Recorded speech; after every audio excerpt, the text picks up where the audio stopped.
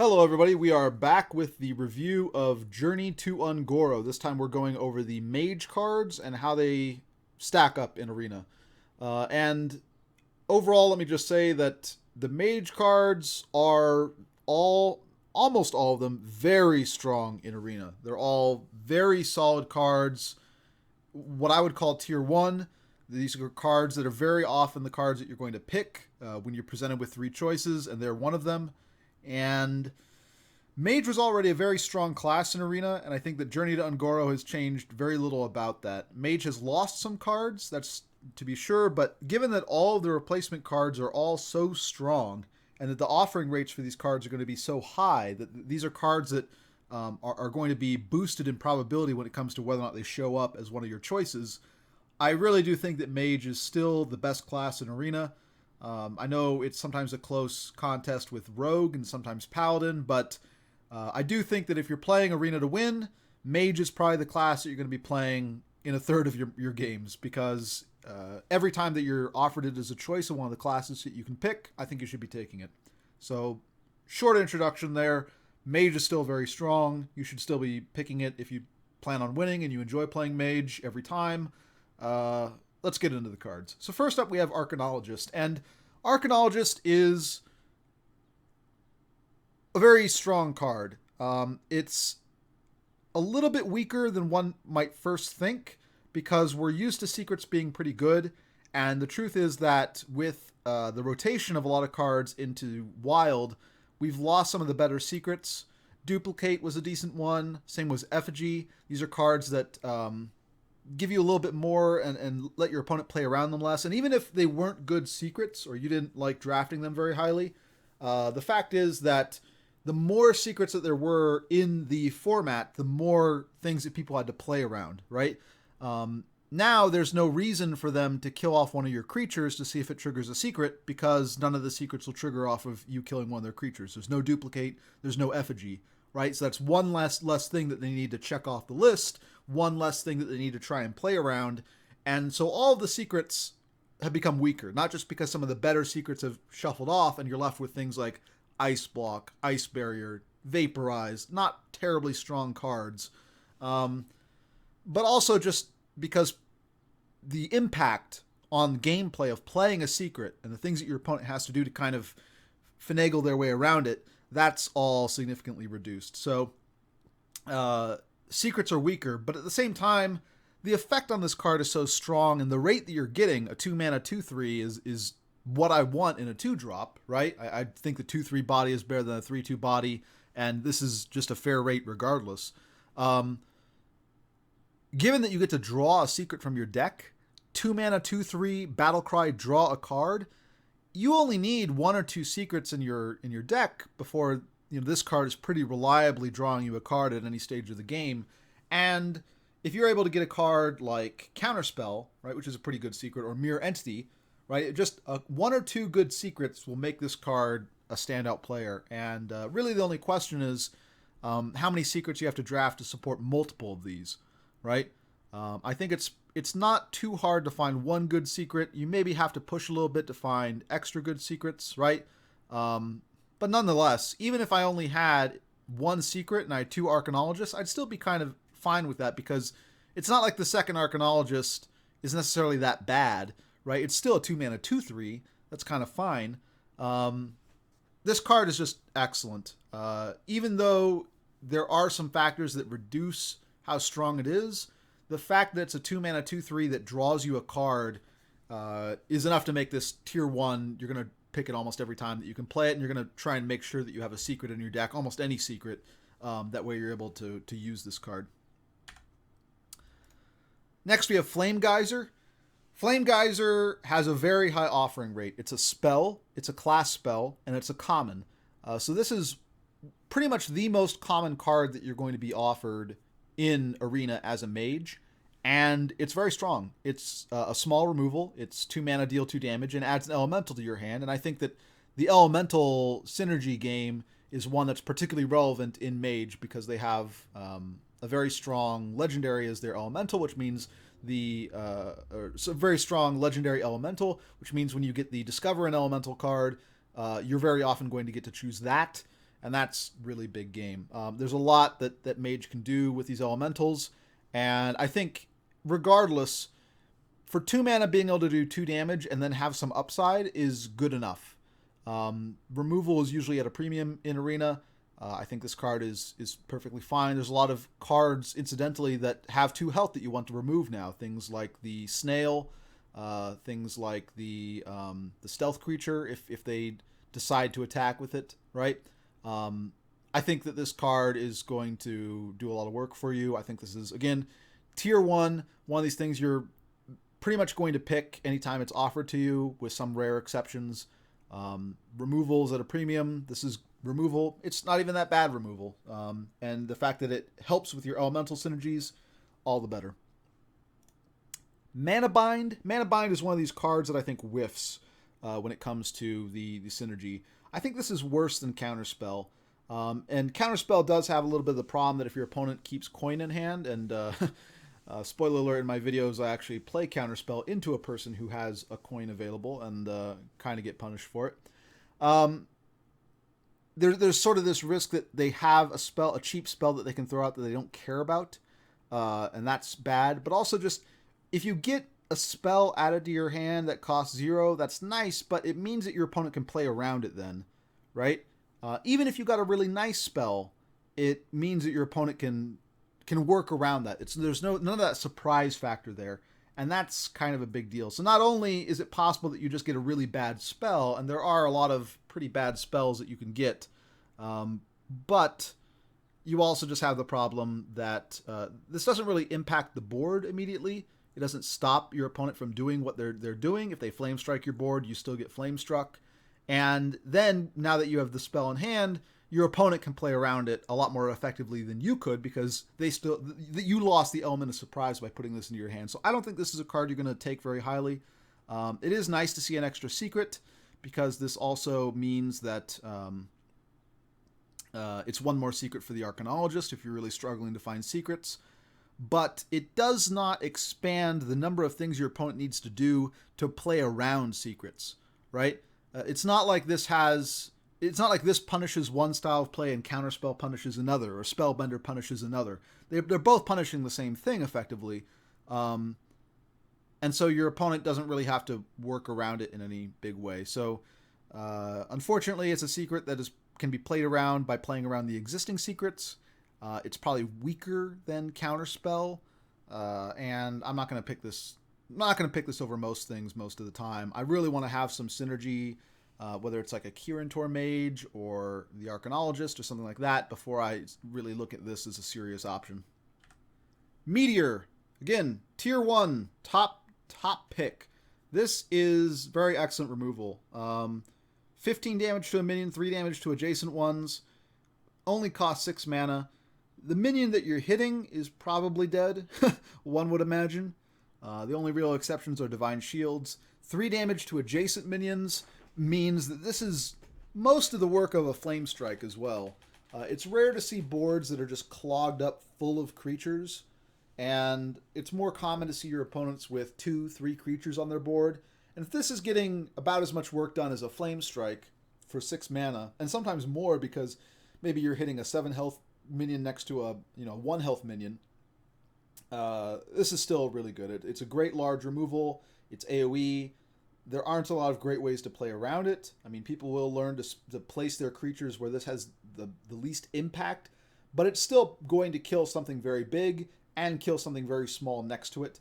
And even if you're just playing this, they play a giant Mastodon and you play Meteor and kill it, you're still trading up in terms of tempo. It's still a good large removal. This still had the same effect as something like Polymorph plus Ping, right? So this card is just straight up very strong removal. Removal, again, is usually at a premium, and this is some of the best. And tier 1, there's no other way to describe it. This card is fantastic. Molten Reflection. This one is decent.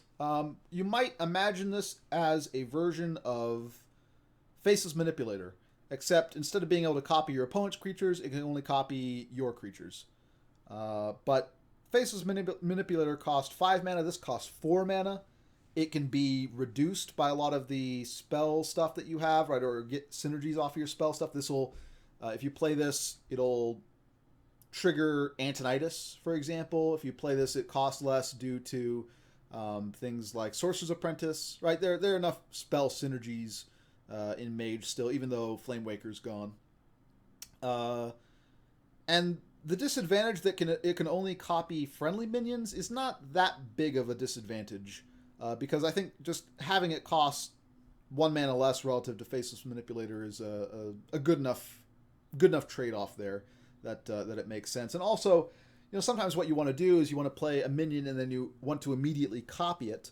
This allows you to play a 6-cost minion and then copy it, whereas Faceless Manipulator would have only let you play a 5-cost minion and copy it. So I'm going to value this reasonably highly. I don't know if I'd call this tier 1, but I'm not upset to have these in my deck. And given that I think that probably the proper way to play Mage is a bit of a slower deck that has some big finisher creatures, being able to duplicate one of your big finisher creatures is a pretty big deal. I think this card is probably tier 2. It's not that far off from being tier 1, though. It's a bit of a debate. Either way, very strong card. And incidentally, because there are spell selection type effects, which we'll get to with pretty much our next card, this will show up with those as well. And so there's a lot of other shenanigans that can go on because of that. Pretty strong card overall, and I think even if you're not drafting it, basically it can strengthen the Mage class. Speaking of which, here's Primordial Glyph. 2 mana, discover a spell, reduce its cost by 2. This is a pretty amazing card. It's an epic, so it's competing with a lot of the other strong epics, things like Meteor, for example. I probably would take Meteor over this in a lot of circumstances, but it's hard to say because discovering a spell is pretty good. A lot of the time, that's going to be more useful than drawing a card. And the fact that you're reducing its cost by 2 is also a really big deal because it means that you can play spells before your opponent expects them, right? You can play a Flame Strike on 5 mana. You can play a Meteor on 4 mana. You can Molten Reflection something on turn 7 that costs 5 mana that you just played. There's a lot of powerful things that you can do by reducing the cost of the spell by 2. This is just really strong card selection, I would say. It's the ability to find the tool that you need for whatever situation you're in. You have pretty good chances of finding a big removal when you discover a spell, whether it's Polymorph, Fireball, Meteor. You have decent chances of finding AoE removal, right? Some sort of board clear like Flame Strike or Blizzard or Volcanic Potion, right? So there's a lot of very useful spells out there right now for mages to have, and it's not often that you're going to be stuck with just 3 really bad options. And the ability to play kind of off curve in a sense, to play things 2 turns before your opponents expect them or want to play around them is pretty important. I really think this is a very, very strong card, tier 1. Again, I'm not sure if I pick this up over, say, Meteor. It kind of would depend upon what my deck is looking like, but this card is very strong. It does have some disadvantage that you need to pay 2 mana to use it, and maybe if you're trying to curve out very aggressively, that's something that's a little bit more difficult to do, right? Is finding that opening to pay the 2 mana. But I think a lot of the time you're not going to be looking to curve out very aggressively. Sometimes, in fact, you're just going to sit back and say, okay, this is what my turn 2 is going to be. I think this card is on the level of Unstable Portal, but even better because it's a Discover effect. And discovering a spell in particular is probably better than getting a random creature because spells mean removal. Removal's at a premium. This will get you the removal that you need a lot of the time. I like this card a lot. Next up, and this is the last card, or is it the last card? This is not the last card. I'm going by alphabetical order. We have Pyros. It's a little bit unassuming. It's a 2 mana 2/2, not a great rate. Death Rattle, return this card to your hand as a 6/6 that costs 6. And that 6/6 that costs 6 has a Death Rattle. Return this to your hand as a 10/10 that costs 10. This card is really good. You can imagine it as a 2 mana 2/2 that Death Rattle draws you a card, right? Which isn't that exciting because Loot Hoarder is not that far off of that, but the Loot Hoarder is a really strong creature. But the card it draws you is a 6/6 that costs 6 and then draws you a card, right? Which is a pretty good card, right? I would pay 6 mana for a 6/6 that had Death Rattle draw me a card, and the card that draws me isn't too impressive in a sense. It's a 10/10 for 10 mana, not something I'd put in my deck normally, but by the time you've gone through the first iteration of Pyros and gone through the second iteration of Pyros, you're probably at the point where a 10/10 for 10 is looking not that bad. This card is just straight value, and one of the most important things is this is going to be one of the cards you're very often going to get off of your Discover an Elemental card. So that raises that card from the neutral set a lot more significantly, right? Because getting this is just going to be straight value. And I really like this is going to let you play elementals as well throughout the game, right? You're going to play this, and then the next turn, you're going to play something that triggered off of you playing an elemental the next turn. Then you can play this again on turn 6, get an elemental again. You can play it on turn 10, get another elemental, opportunity or window for you to play play this as an elemental, get it in effect. So there's a lot of stuff going on here, and that it helps with the elemental synergy. It itself is a very strong card that is an early drop, but also gives you late game.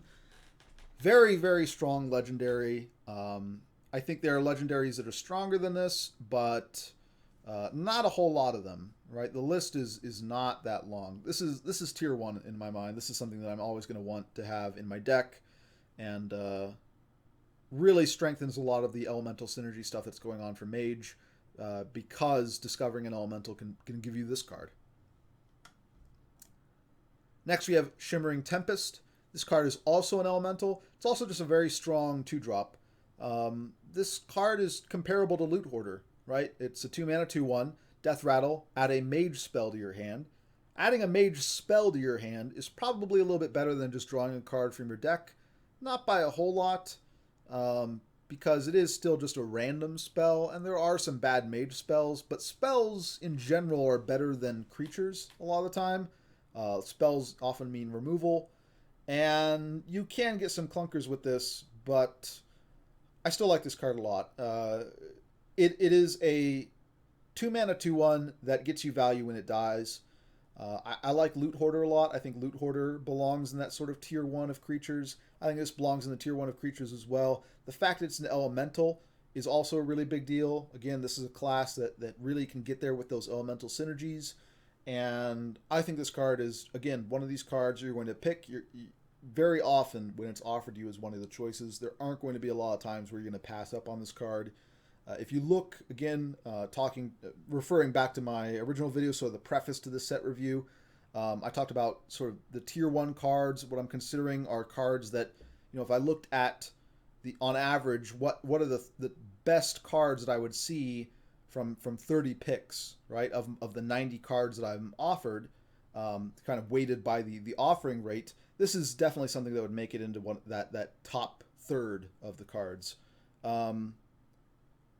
It'll be beaten out by a fair number of things, just like Loot Hoarder gets beaten out. There are cards that are stronger than this, but again, this is a very powerful card. These sort of small drops that generate more value for you are always quite strong. And against some classes that don't have the ability to ping, the 2/1 body is not really that big of a disadvantage, right? This is something that's going to trade up a lot of the time against a lot of different classes. Against Mage and Rogue, it still won't be doing all that well, but the body is not that bad, right, for a 2-drop overall. And the fact it's an elemental, the fact it gets you value, this is a really important thing. Steam Surger, kind of the same story, only this body is even more fairly costed. It's a 4 mana 5/4, so it's meeting the stat allocation just fine. Has the battle cry: if you played an elemental last turn, add a Flame Geyser to your hand. Flame Geyser, of course, is the 2 damage spell that adds a 1/2 elemental to your hand that we looked at previously. This card is another top tier card. It's an elemental. It works with this elemental synergy that you have going on as a mage. It's a fairly costed body, so even if you're not getting the battle cry, it's still a 5/4 for 4. That's a perfectly fair rate, and it enables you to play elementals the next turn and get the if you played an elemental last turn, do whatever type effects. This card is very good. This again another tier 1 card. This is something you're going to draft almost every time that it's offered to you. The ability to add removal to your hand is really solid, right? I mean, this is a 4-mana 5/4 that draws you a fairly relevant card. It's not like it's a broken card that you're drawing here, but it's one that you would gladly put in your deck. So I think this is very powerful. I think this is better than what we saw previously, right? With the 2/1 elemental, add a random mage spell to your hand. This adds a specific mage spell, but I think most importantly has has a body that passes the vanilla test, which just makes it stupidly strong. Very good card. Again, something you're going to pick almost every time it's offered to you. And that's it. Those are the mage spells. All very strong with one exception, really, and that was the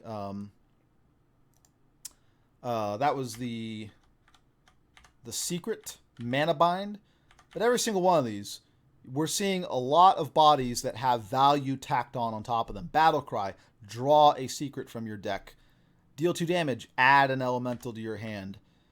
Meteor, just premium removal. Molten Reflection, copy one of your creatures. Primordial Glyph, discover whatever spell you're going to need. Pyros, add a 6/6 for 6 to your hand, right? Add a random mage spell to your hand. Add a Flame Geyser to your hand. All these cards are building up a lot of value and really enabling, I think, a very attrition style of Mage where you just play card after card after card and keep generating card advantage on them until eventually you close out the game. And the risk is that you kind of get out-tempoed and you die with a bunch of cards in hand. But the risk is a lot less that you die because you are losing a top deck war, right? You don't often lose because you ran out of resources and your opponent still has resources. You usually lose because you're just a little bit too slow for what your opponent is doing. I think this is going to be a slower format. There's a lot of, I've played the format. It is slower. This is a slower format than we've seen before than Curve Stone. Like that was a big thing that we were talking about. You play your 1-drop, you play your 2-drop, you play your 3-drop.